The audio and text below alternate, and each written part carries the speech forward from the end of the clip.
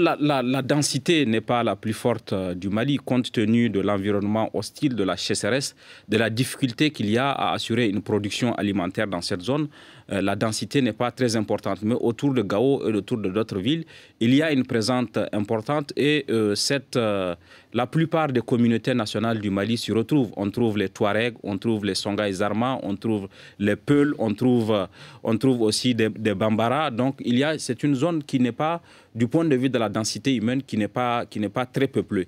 Mais c'est une zone où on peut parler d'une coexistence pacifique jusqu'ici, qui a connu des difficultés avec les événements de janvier 2012, lorsque le MNLA a déclenché sa rébellion.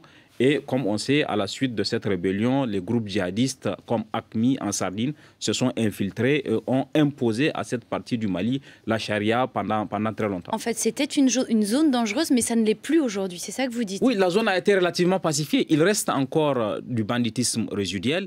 Il reste encore des éléments éparpillés du MNLA ou d'AQMI, des groupes djihadistes, qui se sont fondus dans la population. Parce qu'à la suite de l'opération Sarval, les sanctuaires ont été détruits, mais les djihadistes eux-mêmes se sont pour certains fondus dans la population et procèdent à des opérations sporadiques. On a vu par exemple des attentats suicides qui ont été perpétrés contre les éléments de la MINUSMA, les éléments tchadiens, et récemment contre ce qui était encore l'opération Serval où un sous-officier français a été tué. Ce qui a été dit et qui est important, le fait que les Burkinabés aient été quasiment les premiers à avoir l'information, c'est parce que cette zone est, du point de vue de la MINUSMA, sous contrôle du contingent burkinabé.